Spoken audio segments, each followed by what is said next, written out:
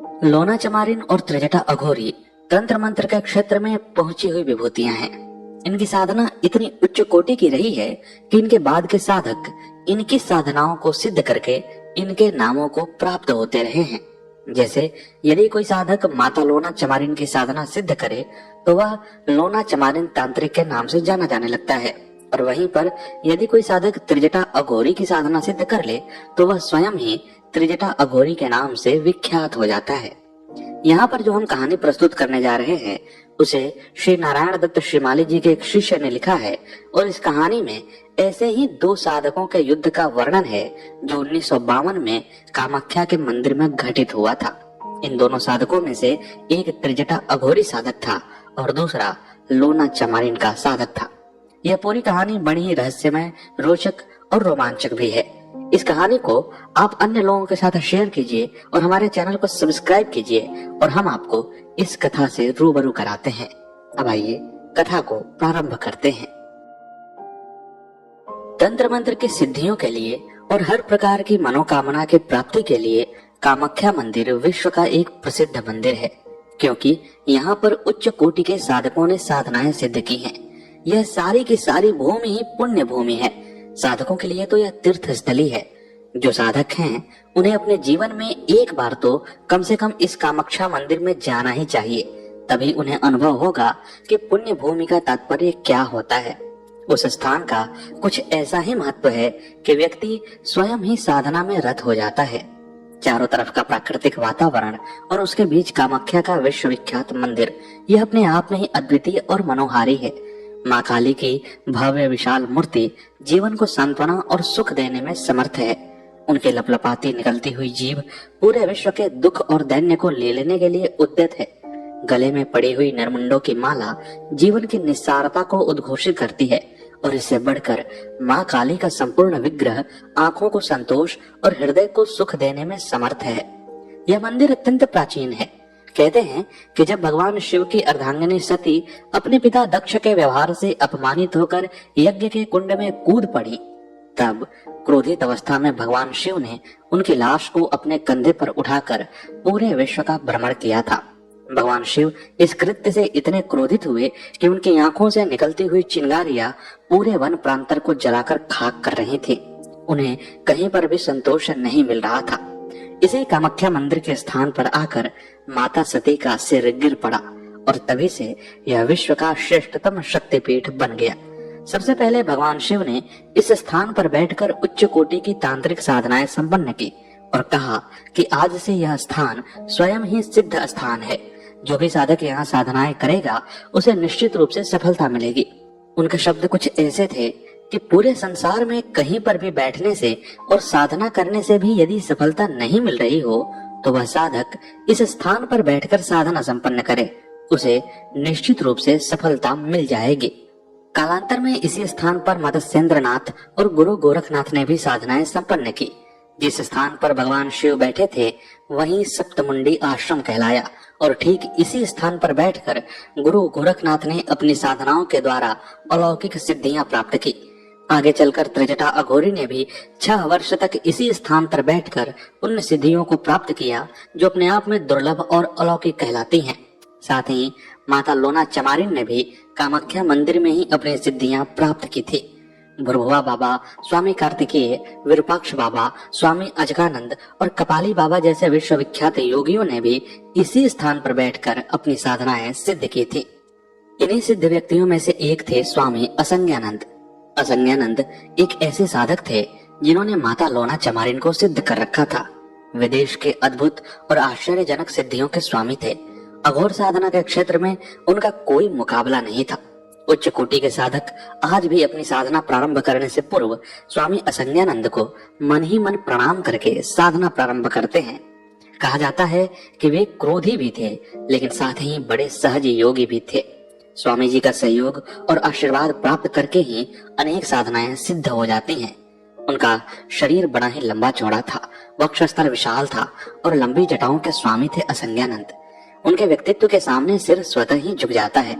साधना और सिद्धियों के क्षेत्र में स्वामी असंज्ञानंद महारथी हैं। उन्होंने अपने प्रयत्नों से और अपने परिश्रम के बल पर अलौकिक सिद्धियां प्राप्त कर ली हैं और उन्होंने कई कृत्यों को भी सिद्ध कर रखा है, जिसके माध्यम से पूरे विश्व में तहलका मचाया जा सकता है।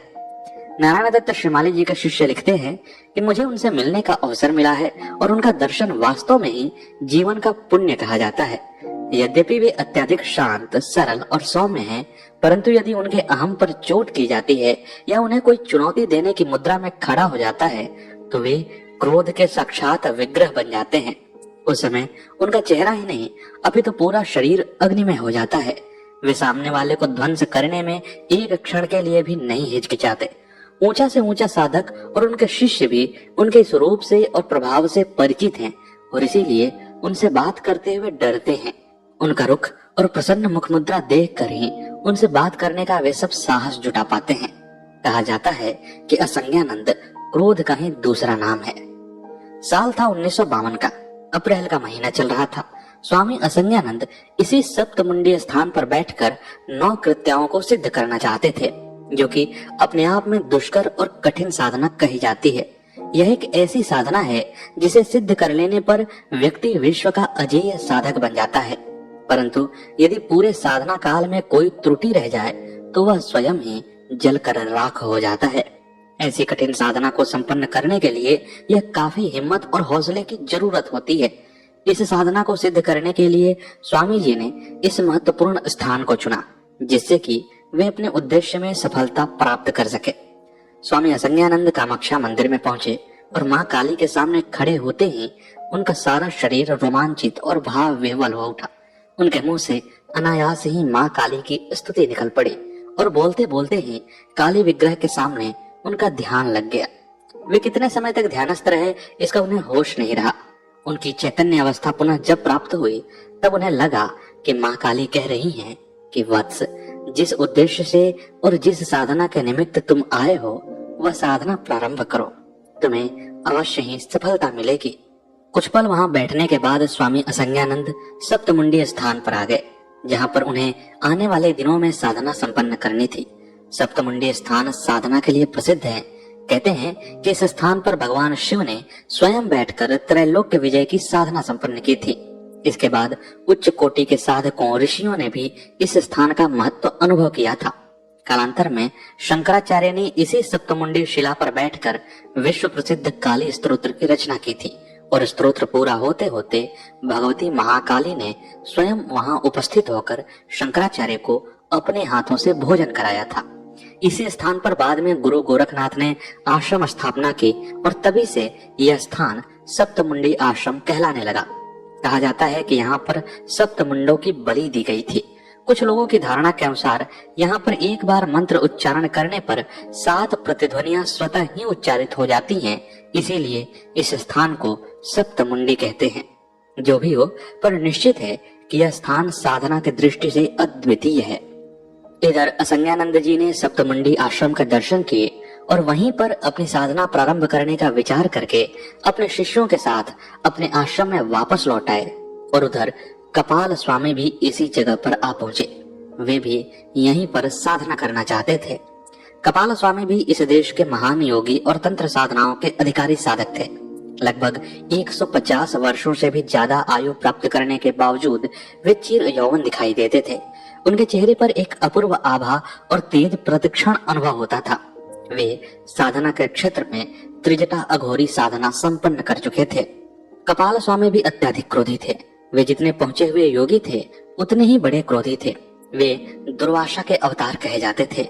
कब उनको क्रोध आ जाए यह कोई नहीं जानता था, इसीलिए उनके शिष्य भी सोच समझकर उनसे बात करते थे। कपाल स्वामी की भी कई दिनों से मन में इच्छा थी कि सप्तमुंडी आश्रम पर जाकर वायवीय सिद्धि प्राप्त की जाए, जो कि तंत्र के क्षेत्र में एक अद्वितीय साधना कही जाती है। और वे अपने 3-4 शिष्यों के साथ कामाख्या मंदिर की तरफ चले आए। सबसे पहले वे मां काली के सिंहद्वार पर पहुंचे और खड़े खड़े ही कात्यायनी प्रयोग से उन्होंने मां काली का स्तमन किया। दाहिने अंगूठे को चीरकर टपकती हुई रक्त की बूंदों से उनका अभिषेक किया। स्तवन अभिषेक के बाद शंकराचार्य द्वारा लिखी गई काली स्तुति संपन्न कर प्रतिज्ञा की, मां, मैं आपके ही सानिध्य में कल प्रातः काल से सप्तमुंडी आश्रम पर वायवीय साधना प्रारंभ कर रहा हूँ और तब तक मैं अपने स्थान से उठूंगा ही नहीं जब तक कि मुझे पूर्ण सिद्धि और सफलता नहीं मिल जाएगी। काली मंदिर से बाहर निकलकर कपाल स्वामी सप्तमुंडी आश्रम की ओर आए और उन्होंने वहां पर आकर प्रतिज्ञा की कि मैं अगले दिन से यहाँ पर साधना प्रारंभ करूंगा, क्योंकि अगले दिन शुभ मुहूर्त था। उसी शुभ मुहूर्त में स्वामी असंज्ञानंद भी अपनी साधना प्रारंभ करने की प्रतिज्ञा कर चुके थे। कपाल स्वामी ऐसी प्रतिज्ञा करके वापस अपने आश्रम चले गए और अगले दिन जब अपने शिष्यों के साथ वे वहां पर पहुंचे तो उन्होंने देखा कि सप्तमुंडी आश्रम की पवित्र दिव्य सप्तमुंडी शिला पर कोई और योगी तांत्रिक बैठा हुआ है और उसके 3-4 शिष्य भी उसके आसपास खड़े परस्पर वार्तालाप में संलग्न हैं। यहाँ पर आश्रम होने पर भी आश्रम जैसा वातावरण नहीं है, अपितु एक अत्यंत विशाल समतल शिला है जो घनी लताओं और बेलों से आच्छादित है। चारों तरफ हरी भरी वनस्पति और विभिन्न प्रकार के पेड़ों से घिरी हुई यह शिला एक आश्रम का ही रूप धारण करती है। इसी शिला पर भगवान शिव, शंकराचार्य, गोरखनाथ आदि साधकों ने बैठकर अपनी साधनाएं संपन्न की थी। कहा जाता है कि इस शिला पर एक बार में एक व्यक्ति ही साधना संपन्न कर सकता है। शिला के अलावा अन्य स्थान पर बैठने से उतनी सफलता नहीं मिल पाती जितनी की प्राप्त होनी चाहिए। जब कपाल स्वामी ने देखा कि दूसरा योगी शिला पर बैठा हुआ है तो उन्होंने अपने शिष्य से कहलवाया कि वे किसी अन्य स्थान पर निवास कर लें। इस शिला को जल से और फिर मंत्रों से शुद्ध और पवित्र बनाना है, क्योंकि कल से कपाल स्वामी इस पर बैठकर उच्च कोटि की साधना संपन्न करेंगे। कपाल स्वामी ने सोचा कि मेरा नाम लेना ही पर्याप्त होगा, जो सामने बैठा हुआ तांत्रिक है वह अन्य स्थान पर चला जाएगा। जब कपाल स्वामी के शिष्य ने यह बात शिला पर बैठे हुए असंज्ञानंद को सुनाई तो असंज्ञानंद ने नम्रता से जवाब दिया, मैं स्वयं इस शिला पर बैठकर साधना संपन्न करने का विचार रखता हूँ और आगे 40 दिनों तक इस शिला पर ही साधना संपन्न करूंगा। इसीलिए तुम अपने गुरु को जाकर कह दो कि वे किसी अन्य स्थान पर जाकर बैठ जाएं, या जब मैं साधना संपन्न कर लूं तब वे इस शिला पर बैठकर साधना कर सकते हैं।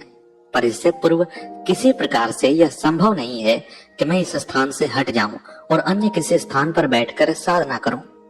असंज्ञानंद के मुंह से ऐसा उत्तर पाकर वह शिष्य हक्का बक्का रह गया।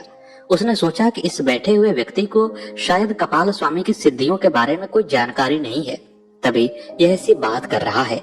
यदि कपाल स्वामी क्रोधित हो गए तो इस व्यक्ति और इसके पास बैठे हुए शिष्यों का कहीं पता ही नहीं चलेगा। इसीलिए कपाल स्वामी के शिष्य ने एक बार फिर पूछा कि क्या मैं आपका यह उत्तर उन्हें सुना दूं? तो स्वामी असंज्ञानंद व्यंग से मुस्कुरा दिए और बोले कि जाकर वहीं कह देना जो मैंने कहा है।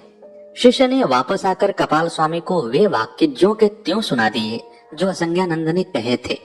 यह सब सुनकर कपाल स्वामी की त्योरियां चढ़ गईं, गुस्से से होंठ फड़फड़ाने लगे, परंतु फिर भी क्रोध को जबरदस्ती नियंत्रित करते हुए अपने प्रधान शिष्य को कहा, तू जाकर उस मूर्ख को भली प्रकार समझा दे कि जिसने यह समाचार कहलवाया है वह ऐरा गैरा नहीं अपितु कपाल स्वामी है, जिसने त्रिजटा अघोरी साधना सिद्ध कर रखी है और जिसके चढ़े हुए तेवर देखकर प्रकृति भी एक क्षण के लिए रुककर सोचने लगती है। मैं उसे केवल 3 घंटे का समय देता हूँ कि इस अवधि में वह शिला को खाली कर अन्यत्र चला जाए, अन्यथा इसके बाद जो कुछ भी घटित होगा उसकी जिम्मेवारी उस पर होगी। मैं नहीं चाहता कि मेरे हाथों से किसी और योगी की मृत्यु हो जाए। कपाल स्वामी का प्रधान शिष्य विरुचि अपने गुरु का संदेश लेकर वहां पर चला गया जहां स्वामी असंज्ञानंद बैठे हुए थे और कहा कि आपको शायद पता नहीं है, मैं विश्व प्रसिद्ध दुर्वासा के साक्षात अवतार कपाल स्वामी का शिष्य हूँ और वे इसी सप्तमुंडी शिला पर बैठकर विश्व की सर्वोच्च साधना संपन्न करना चाहते हैं। मैं आपको नहीं जानता हूँ कि आप कौन हैं, परंतु इतना कह देता हूँ कि यदि आपके व्यवहार से कपाल स्वामी क्रोधित हो गए तो आपका और आपके शिष्यों का सर्वनाश निश्चित है। उन्होंने आपको कहलवाया है कि आप 3 घंटे के भीतर भीतर इस सप्तमुंडी आश्रम को खाली कर दें, जिससे कि वे साधना प्रारंभ कर सकें। 3 घंटे के बाद जो कुछ भी घटित होगा उसकी पूरी जिम्मेवारी आपकी होगी।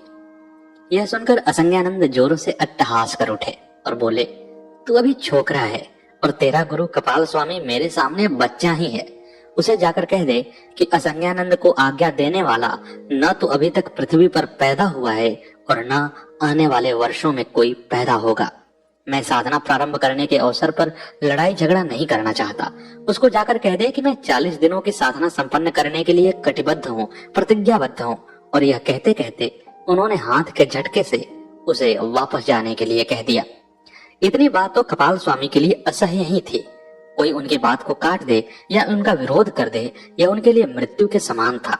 वे उसी क्षण अपने स्थान से उठ खड़े हुए और गोरखनाथ मुंडी अर्थात सप्तमुंडी आश्रम पर जा धमके, जहां असंज्ञानंद सप्तमुंडी शिला पर अपने शिष्यों के बीच बैठे हुए थे। कपाल स्वामी वहां आते ही बोले कि तू शायद नहीं जानता कि मैं कपाल स्वामी हूँ और साधनाओं के बल पर पूरे ब्रह्मांड को नियंत्रित करने की सामर्थ्य रखता हूँ। मैं एक गोपनीय साधना संपन्न करने के लिए आया हूँ और कल प्रातः ही मैंने माँ काली के विग्रह का रक्ताभिषेक किया है।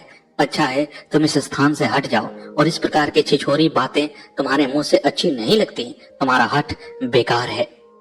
असंज्ञानंद ने देखा सामने एक विचित्र व्यक्तित्व लिए साधु खड़ा है। काला रंग, लंबा चौड़ा हाथी की तरह शरीर, बड़ा सा सिर और ललाट के मध्य में त्रिशूल के आकार का तिलक। इसमें कोई दो राय नहीं कि यह सामने कपाल स्वामी के नाम से तांत्रिक जो खड़ा है वह अवश्य ही बहुत कुछ जानता होगा और जिस प्रकार के इसके तेवर हैं इसके अनुसार इसके क्रोध में कुछ न कुछ बात तो अवश्य है। परंतु इस प्रकार से घुटने टेक देना असंज्ञानंद ने जीवन में कभी सीखा ही नहीं था।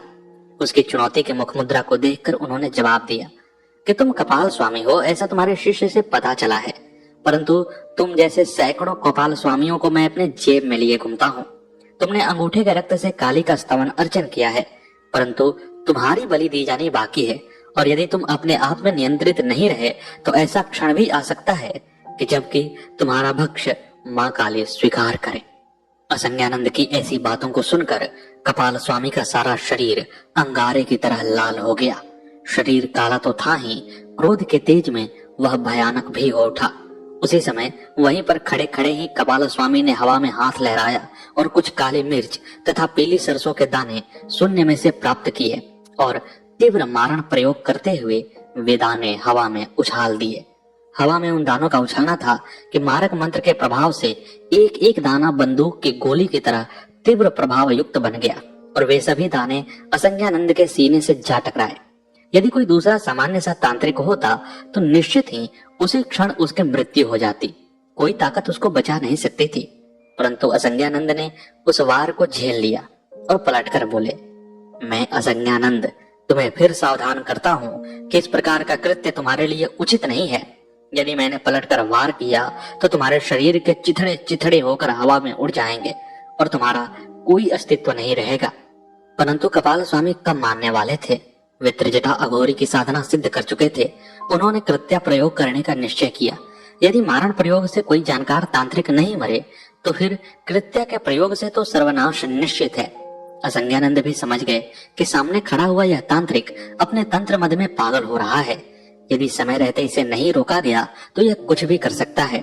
तंत्र अनुकूलता के लिए है, प्रहार और दुष्टता के लिए नहीं। यदि कोई नीचता और दुष्टता पर ही उतर आए तो उसको अकल देना भी शास्त्र मर्यादा के अनुकूल है। ऐसा मन में सोचकर असंज्ञानंद विचलित हो गए। उन्होंने देखा कि सामने कपाल स्वामी कृत्या मंत्र प्रयोग दोहरा रहे हैं और किसी भी स्थिति को पैदा करने के लिए आमादा है। यह देखकर असंज्ञानंद मन ही मन क्रोध से अभिभूत हो गए। दुष्ट को जब तक दुष्टता का एहसास नहीं कराया जाए तब तक वह अनुकूल और नियंत्रित नहीं होता। ऐसा सोचकर असंज्ञानंद उसे शिला पर उठ खड़े हुए और गरज कर बोले, मूर्ख कपाल, मैंने अभी तक अपने आप को नियंत्रित किया है, पर अब तू अपने सर्वनाश पर ही तुल गया है तो मैं तुझे इसका मजा चखा देता हूँ। और ऐसा कहकर उन्होंने अपने दोनों हाथ ऊपर उठा लिए। कपाल स्वामी ने देखा कि असंज्ञानंद उठ खड़ा हुआ है और निश्चय ही वह मेरी कृत्या प्रयोग के जवाब में कोई कृत्या का प्रयोग ही करेगा। इसीलिए जितना जल्दी हो सके पहले वार कर लेना चाहिए, जैसे कि सामने वाले शत्रु को सोचने या प्रहार करने का अवसर नहीं मिले। असंज्ञानंद कृत्या के उच्च प्रयोग फलित कारणी कृत्या प्रयोग से संबंधित मंत्र उच्चारित करने लगे। उनके दोनों हाथों में लौंग आ गए थे। उन लौंगों के माध्यम से ही यह प्रयोग संपन्न होना था। मंत्र के शब्द सुन सारे शिष्य जो उनके पास खड़े थे भयभीत और विचलित हो गए। फलितकारणी प्रयोग तो अत्यंत तीक्ष्ण और तीव्र होता है। इस प्रयोग से तो सर्वनाश निश्चित है, मगर जब असंज्ञानंद जी ने प्रयोग प्रारंभ कर ही दिया है तो अब उन्हें रोक कौन सकता है। उनके पास खड़े शिष्यों ने देखा कि क्रोध के मारे असंज्ञानंद लाल सुर्ख हो गए हैं और ऐसा लग रहा है कि वे स्वयं साक्षात यमराज के अवतार हैं। कपाल स्वामी ने कृत्या मंत्र संपन्न किया और अपने हाथों में उठे हुए दाने हवा में उछाल दिए, पर तभी असंज्ञानंद ने भी फलितकारणी कृत्या का प्रयोग संपन्न कर लिया था और प्रत्युत्तर में जो ही लौंग हवा में उछले कि एक भयानक विस्फोट हुआ और जहां त्रिजटा अघोरी कपाल स्वामी खड़े थे वहां पर एक बम सा विस्फोट हो गया। चारों तरफ चिंगारियां फूट पड़ रही थी और ऐसा लग रहा था जैसे सैकड़ों बम एक साथ फट गए हों। सामने तीव्र रोशनी और आग के अलावा कुछ भी नहीं दिखाई दे रहा था। जहां पर कपाल स्वामी खड़े थे वहां पर कुछ भी स्पष्ट नहीं था। ऐसा लग रहा था जैसे पृथ्वी और दिशाएं उस प्रहार से थर्रा उठी हैं, पशु पक्षी क्रंदन कर उठे। जिस स्थान पर कपाल स्वामी और शिष्य खड़े थे वह भूमि अग्नि से लाल सुर्ख होकर काली हो गई थी और आसपास की सारी चट्टानें रेत के कणों में परिवर्तित हो गई थी। जब आधे घंटे के बाद उस स्थान को देखना संभव हुआ तो वहां न कपाल स्वामी थे न उनके शिष्य ही। शायद कृत्या प्रयोग के तीव्र अग्नि में वे जल कर राख हो गए या उनके शरीर टुकड़े टुकड़े होकर चारों तरफ बिखर गए। जो कुछ भी घटित हुआ वह अपने आप में अलौकिक और रोमांचकारी था। उस प्रयोग के प्रभाव से पृथ्वी पर जो कंपन हुआ उसका एहसास 20-20 मील दूर गांव के निवासियों तक को हुआ। ऐसा लगा जैसे कोई भूकंप आ गया हो। लगभग 3-4 घंटे बाद स्थिति शांत हुई। तब तक असंज्ञानंद उसी चट्टान पर उसी मुद्रा में अडिग खड़े रहे। काफी समय के बाद वे शिला से उतरे और मां काली के मंदिर में जाकर उनके चरणों में लिपट गए। इस घटना के साक्षी बड़े बूढ़े अपने गांव में अपने बच्चों को इनकी कहानियां सुनाया करते थे और वे इन कहानियों को सुनाते समय भी थर्रा उठते थे। आज भी उस सप्तमुंडी शिला के सामने ही पृथ्वी का वह भूभाग जला हुआ दिखाई देता है जहां पर कपाल स्वामी और उनके शिष्य खड़े थे। तो मित्रों, यह थी एक ऐसी रोमांचकारी। বন্ধুরা, কেমন লাগলো এই ভিডিওটা, এই রকম স্টোরি অবশ্যই কমেন্ট বক্সে জানাও। আর চ্যানেলটা সাবস্ক্রাইব না করে থাকলে সাবস্ক্রাইব করে নাও। लाइक ठोटो जल्दी, लाइक ठोटो, लाइक नहीं हो रहा तो कुछ नहीं हो रहा, जल्दी जल्दी लाइक कर दो वीडियो में।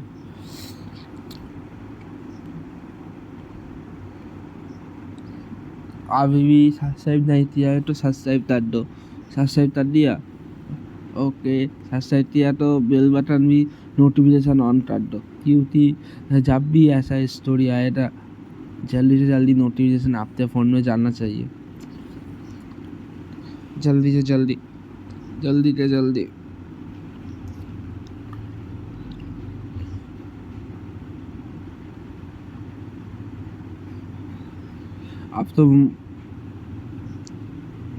आप तो और किसी का स्टोरी व बायोग्राफी जानना है तो नीचे जल्दी से जल्दी कमेंट कर दो, वैसा ही वीडियो मिल जाएगा आप तो। ओके, थैंक यू, धन्यवाद।